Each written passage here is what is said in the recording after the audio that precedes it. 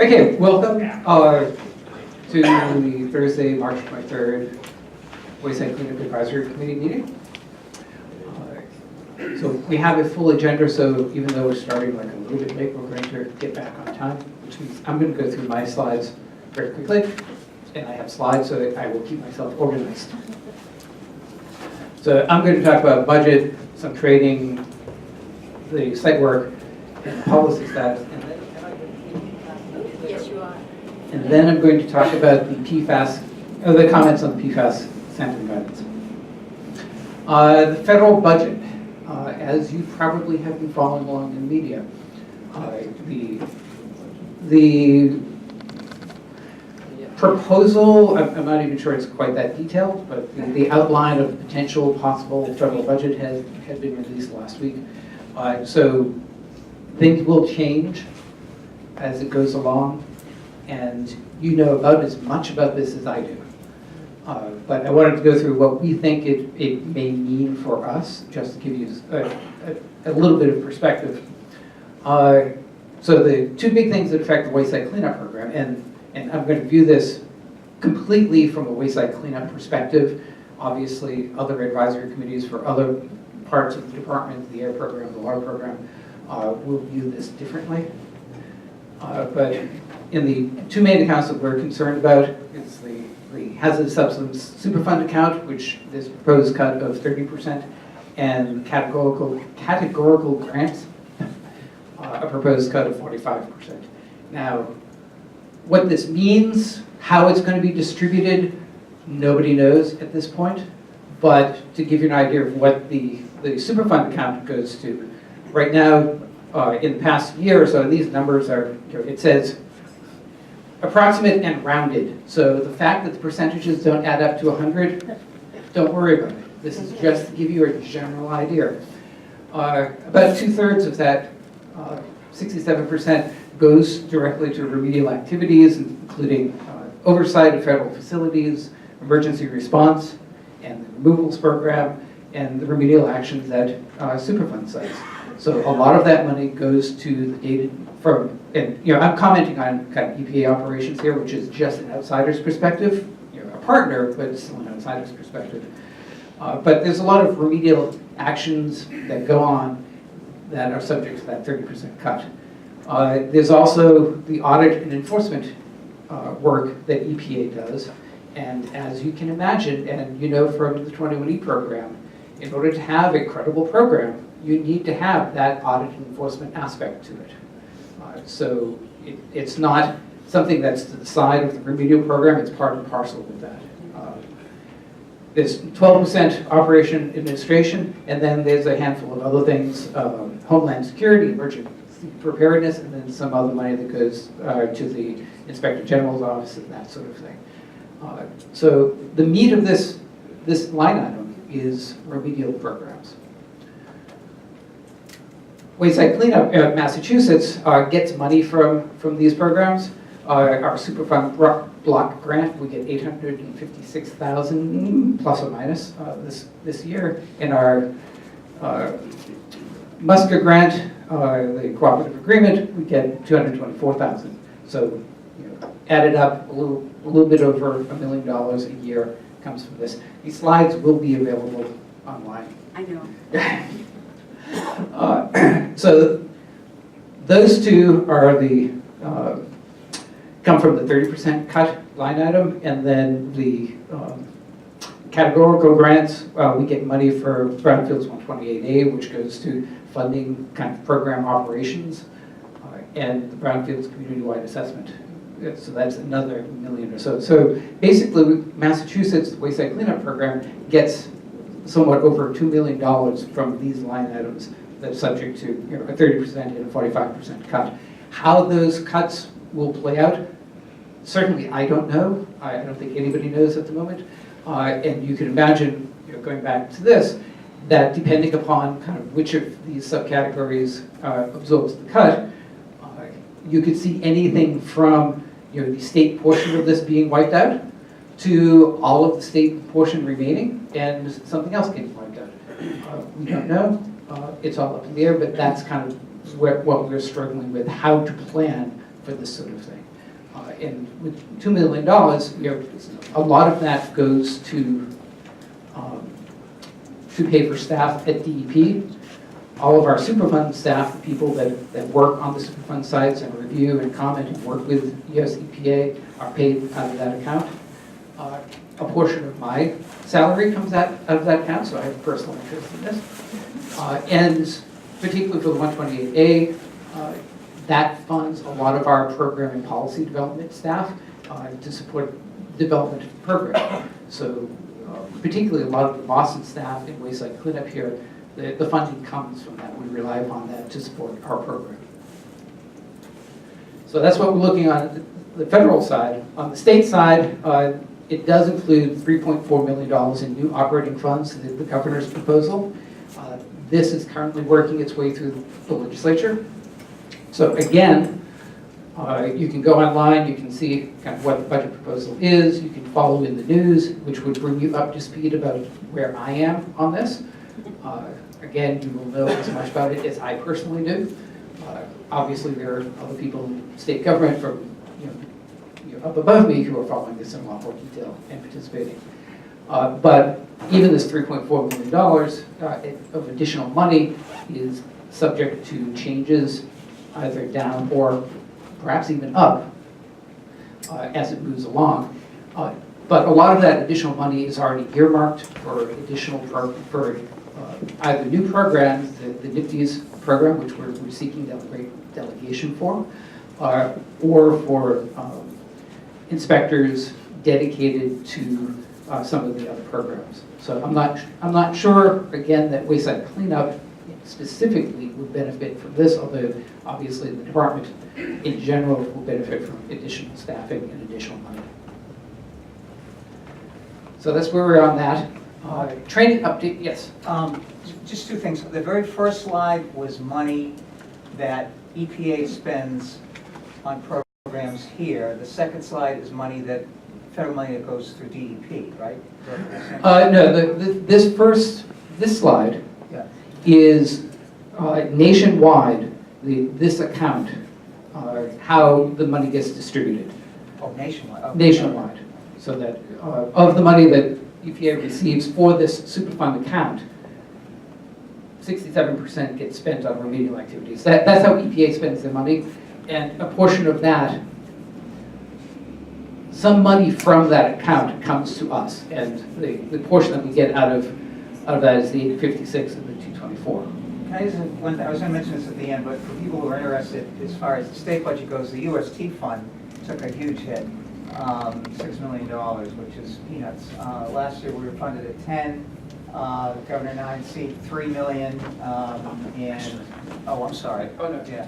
Just, I was going to bring this up at the end, but for those who are interested, the UST fund has been really cut in the state budget from $10 million appropriated last year to $6 million this year. We actually ended up with $9 million last year. And that money, if it holds, would be spent after the first meeting in August. So for people who have claims that are dependent on that fund, and we're hoping obviously to get more through the state budget process, but I just thought I'd mention it.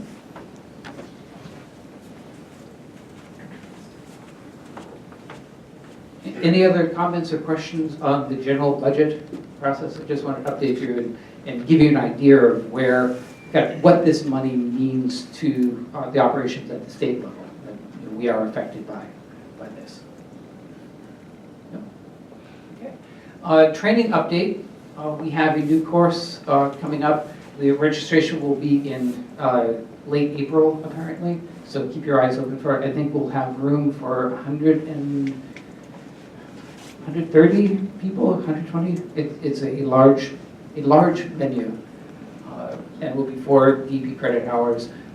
It will be covering the new VPH analytical method, and then we'll use that opportunity to also get into some detail on some of the other policy and program developments that we're working on. Okay, TCE sites updates, because if I didn't put this up here, I knew you would ask. And we're continue working on these as I go through this. not only these, but also all the other work that we're doing. All of these take time and energy and money and staffing. Particularly the TCE sites, are there more sites that we're going to get to eventually once we deal with the ones that we have prioritized higher? Yes, and we'll continue to work our way through it. Right now, we're currently working on about 60 TCE sites, including ones that were closed, ones that were currently active, still currently active. We have sites that come in that are newly reported but are old sites that the PRP and the LSP have come forward with these new conditions that they're finding, or new concerns about old conditions that they're finding. About 2/3 of these sites are in the Northeast region, and then Southeast, Central, and Western in kind of descending order, which is roughly the same proportions as our, the overall number of sites. In that, a couple examples to highlight what we're dealing with. One, an old site that we went back and looked at had concerns about potential exposures, continuing exposures. We went back, I think the highlight here is we went back, contacted the residents, the owner, and then trying to work with the owner and the residents living there to get access, which, as you probably know, getting access to go in and do sampling sometimes can take a while. And this did, which is a little bit frustrating on our part, but it's one of the things that we have to budget and plan for, and in the timing of this, nothing is as immediate as we would like it to be. We went in and found consistent levels of 8 micrograms per cubic meter in a residential setting, so these are levels that we would be concerned about. The the owner is in fact taking up DEP, having done the initial sampling and identified a continuing issue. The PRP has then taken over the immediate response action and is in the process of installing subslab systems. And what we found here is that when we went back and did the groundwater sampling, that the groundwater levels are in fact elevated compared to what they were seeing back when the site was previously closed. So it's not only the indoor air concentrations are of concern, but there appears to be perhaps a groundwater source that wasn't appropriately controlled. And as they move forward, I'm sure that they will be dealing with that. Paul, Yes. can you comment on the order of magnitude of the groundwater concentration? The question was, can I comment on the order of magnitude of the groundwater concentrations? I believe that they were about double what they had previously been. About GW2? Well, that's 5, so sure. Well, they previously they were less than the old GW2 standard, and now they not only are above the new GW2 standard, but would have been above the old one as well. Was it above 100, do you remember? I don't think it was above 100, but again, I've been looking at a bunch of these, so. And all of these, all of the details of all of these, will vary. And sometimes you'll see things less than 100 that will cause problems. And part of what I'm trying to do here is give you a flavor of what we're seeing and the variety that we're seeing. And in trying to look at these, we are trying to see what kind of patterns or consistencies we're seeing, but also that each one is unique and site-specific, and because of that, actually, spends not only our staff time, but each of the deputy regional directors is working on it. So, yes. But I guess as part of this, and I know we've talked about this a few times, since obviously DEP is involved in these 60 sites, they're involved in looking at the new data, oftentimes relative to the data at the time. If it's an old site, the data at the time it was previously closed out, etc.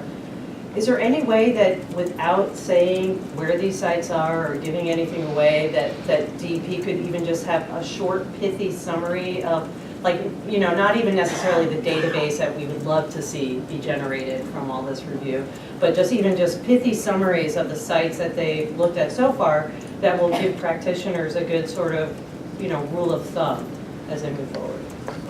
I'll see what we can do. The question of the request was, can we at least put out some pithy summaries of these sites to give practitioners an idea of what they may be encountering, what we're encountering and what they may be encountering as we go along. I'll see what we can do. Which basically would be what you're doing, with a It's little more information. With a little bit more. Maybe some data, actual data, But not a lot. Yeah. Some numbers.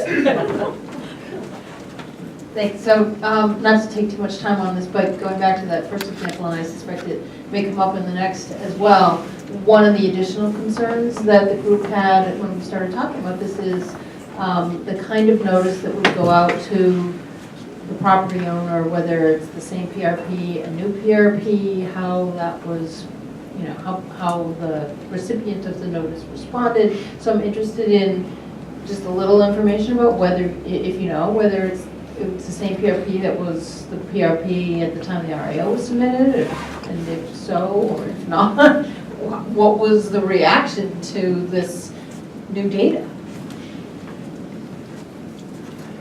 I don't know offhand on this. I think we're seeing, whether it's this one or any of the others, we're seeing all the different combinations of the old PRPs or new owners of properties. Probably, you know, for some of the old sites, it's almost across the board new owners.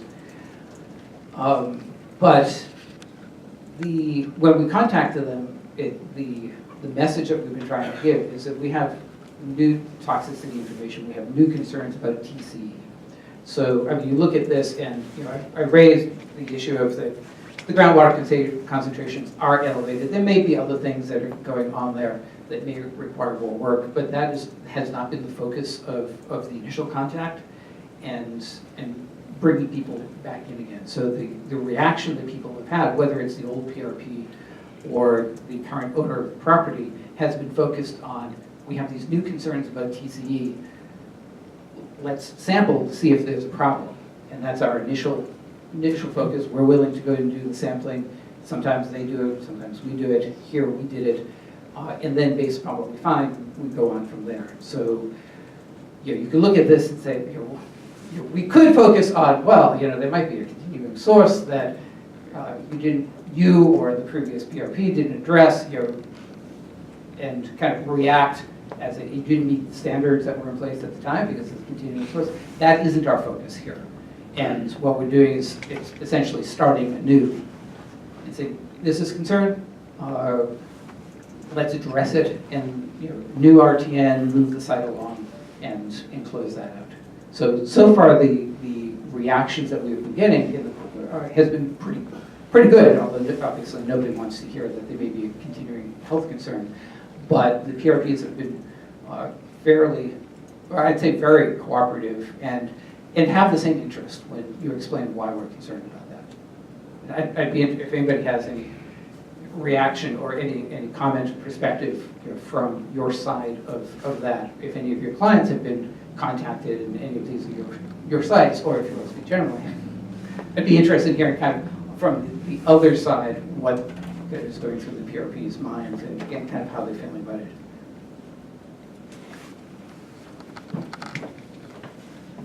I will offer one example from a conversation with a potential site, which you apparently have not notified yet. But the issue was whether the PRP would do the sampling or DEP, and the PRP's determination was they would have DEP do the sampling because if they were to retain consultants and do the sampling, the department might say, well, but you didn't look in, you should have looked here or there, or you should have done it in this way or that way, whereas if the department does the sampling and then says, there is no problem, we can all walk away happily, and if the department does the sampling and says there is a problem, then there is a problem and we'll move forward. But if we do the sampling and say there's no problem, the PRP is not confident that the department might not accept that. Yeah, yes, there is logic to that. We know that some Some PRPs, in fact, are doing the sampling. We hear about it when they actually find something. So perhaps our view of that is biased.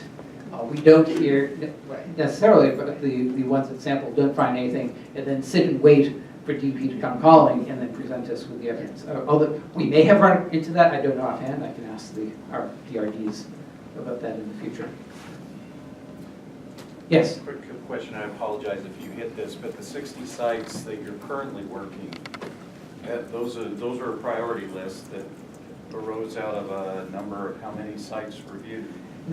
All of these numbers, again, are general. They're changing, they're moving. They're ones that we've become aware of. But we've screened,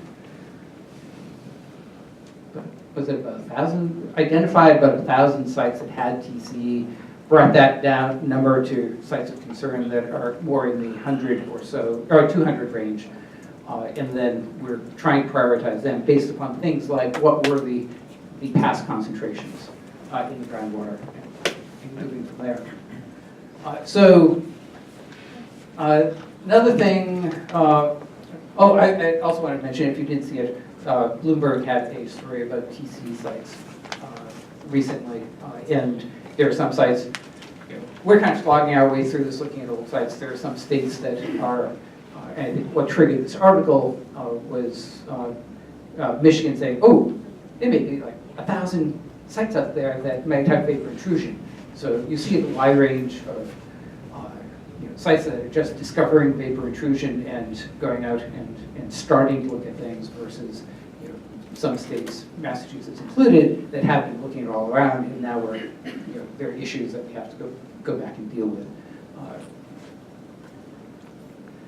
Update on Newton, the Newton site, which we're continue to be working on. We have, John Fitzgerald has talked to us before about kind of the details of sampling in Newton. We've now sampled over 150 buildings out there using both the FAST vehicle and our lab and equipment in the Northeast region. They're now also going through and trying to identify potential buildings of concern that we didn't get in the first kind of big round because of inability to contact people or kind of questions about access. So we kind of moved on to the next building. So we're doing that, and we just put in another 2 SSDS in 2 more residences up there. So that's moving along, one of our bigger sites. And in another region, I like this one. The site was closed in 1997. The region has made the initial contact or request for sampling, so we're working with the PRP to determine who is going to do the sampling. And again, we're offering to do the sampling on this. One of the key things here, they had elevated groundwater concentrations, which they did a method through risk assessment when they closed in 1997 and modeled the concentration. They did no indoor air sampling and ended up with an exposure point concentration of 1.2 micrograms per cubic meter, which is great if it's real. But one of the things that caught our attention is that there's a 500-fold dilution factor added in the risk assessment in modeling, basically using DEP's model of the GW2, but with an additional 500-fold dilution factor and curious language to allow for environmental dilution of contaminants. And I'm not quite sure what that means. But because of the elevated groundwater concentrations, the potential for exposures, and kind of ambiguity in how they looked at it, this, again, is one of the cases that we're going to be looking at. So PFAS, I'll put in a plug. Wendy isn't here, right? I'll put in a plug for the LSPA meeting tonight. Tom Camperary will be there to talk about what's going on in Cape Cod, in the sites down there. 68 in Westboro. Let me know how it goes. I may not make it out there, it's cold. And the LSPA is taping and presenting these, right? Yes. Yes. So if you don't make it to And Westboro, they'll be online. they will be online. So thank you, LSPA, for doing that. Can we take it for credit online? No. They're still working on that. Yeah, As- that's the opposite. We're going in that direction. As is DEP, we're kind of doing this, kind of going in the same direction and trying to figure out how to do the online credit, but it's still good for the informational purposes. Westfield, out of the western region, is one of the ones we're having, we're doing continuing investigation. The Westfield well was found as part of the USMR3 sampling. They closed the wells, taken them offline. The way we're proceeding here is the International Guard, the Air Force is doing sampling within the base to establish whether in fact their operations may have caused the contamination. This is the one where the public water supply well is literally at the end of the runway. And MassDEP is beginning to undertake sampling of private wells that are in the area to see if there's any contamination associated with the PFAS from that. So we're just beginning that effort. So it's kind of hand in hand. The Air Force has some limitations because of budgeting and the process that they work through. They're not quite as nimble to go out and do the off-base sampling that we think is appropriate. So we're doing that. A new one, MassDEP. The Air Force was doing sampling down at Joint Base Cape Cod and sampled public water supply wells nearby, 5 in Mashpee, 1 in Falmouth, and found a hit in one of the Mashpee wells, just over the guideline for the PFAS. Resampling found it just below the guideline. Being off-season, that well wasn't necessary for the current demand, so Mashpee took it offline, and then we're working with everybody to figure out where we go from there before peak demand hits the summer. And then policy status, do we have anything we're still working on? I was hoping we'd cover that. Oh, still working on things. We are very close to finalizing the AUL guidance. I've been working on that diligently in the last couple of weeks. And with respect to the historic fill, I know that there was a group that was interested in providing us with some additional data to consider in terms of whether or not we would want to update the table. So I don't know where that is yet, but if you're saying no, Lisa? That's not happening? Doesn't seem to have a lot of forward momentum. Okay, all right. So can I take it that we should not be waiting for that and just proceed with Why don't I send finishing one up? last email and we'll get back to you. Okay, all right, okay. I think that covers it. And we know that every month or every other month we come up here and we say, oh yeah, we're still working on that. So, and it is literally, we have only so many bodies. And Liz can only do so much. I can do more, but there are, you have so many people divided in a number of different ways. And that is one of the things that we're struggling with. And when you look at, that's why having more bodies within DEP would be helpful as we move along. There are only so many hours in the day.